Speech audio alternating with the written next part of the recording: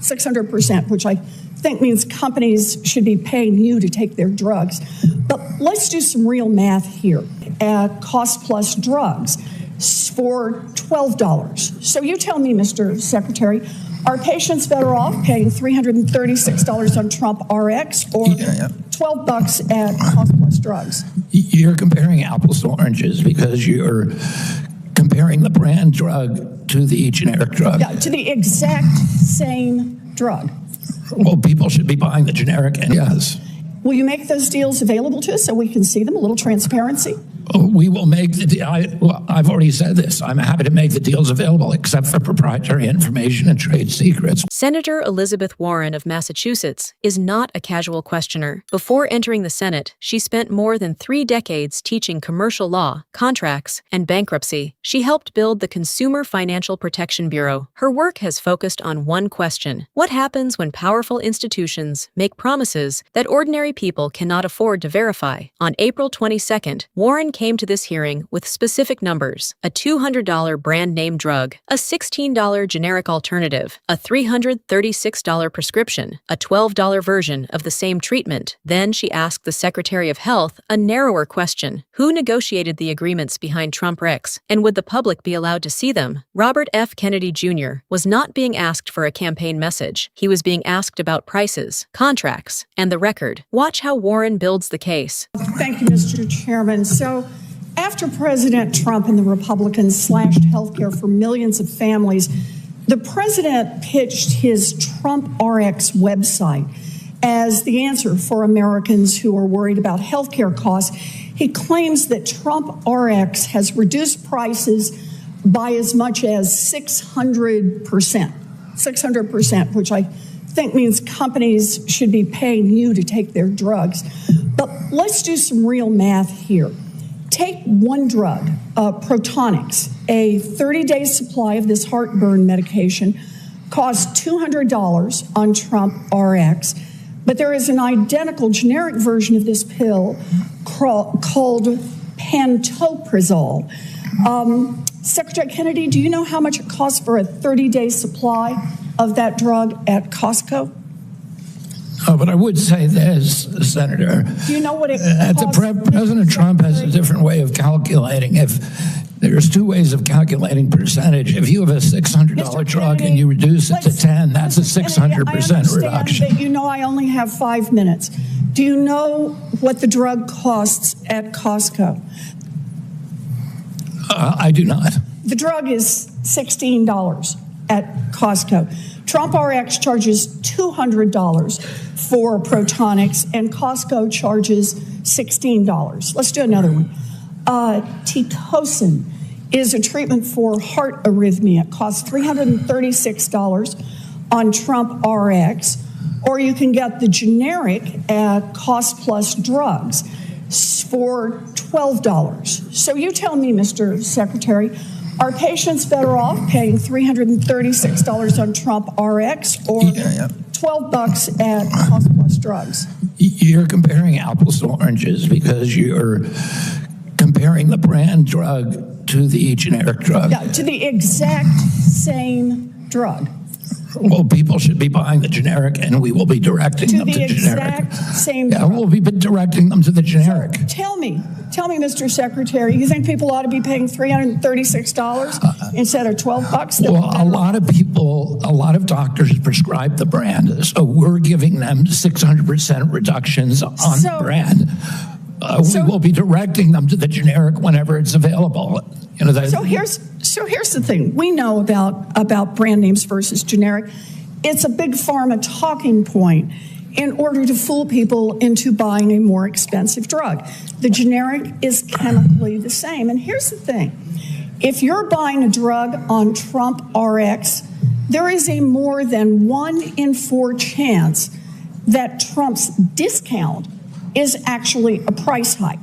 And for an anti-big pharma guy, you sure don't seem worried about steering patients to more expensive drugs that are going to pad big pharma's profits. But there's more in this deal.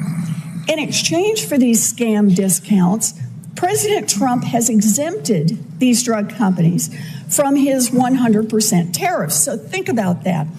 Big Pharma makes billions of dollars in tariff relief by listing their drugs on TrumpRx, and then they don't even lower the costs on many of these drugs.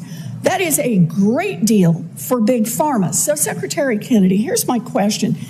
Did you sign off on these sweetheart deals for Big Pharma, or was this all President Trump's idea? The tariff relief is only applicable if the company has agreed to produce the drug in America. They have 1 year to do so. Well, and then they don't get the tariff relief, and then it is going to bankrupt them. So you're the one who negotiated these? Did I negotiate the deal? You negotiated these deals. Will you make those deals available to us so we can see them? I didn't personally negotiate them. All right. Did your team negotiate these deals? Yes. Will you make those deals available to us so we can see them? A little transparency?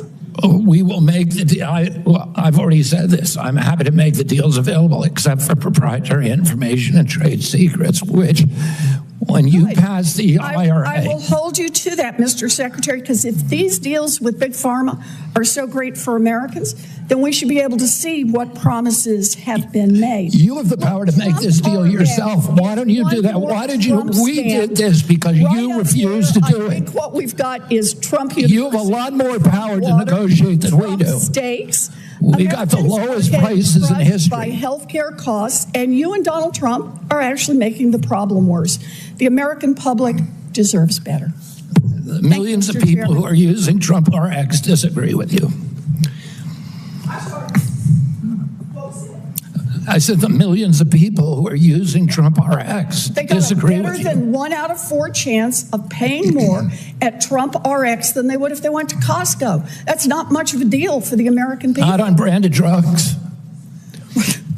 Oh, so your answer is Americans should just not take prescription drugs? We are directing people. We will be directing people to the generics, the cheapest available. But a lot of doctors prescribe the brands, and we're giving them massive reductions in the brands. So those mass discounts are that people can pay 600%. 600%. They can pay hundreds of dollars or more on TrumpRx, or they can get it for $12.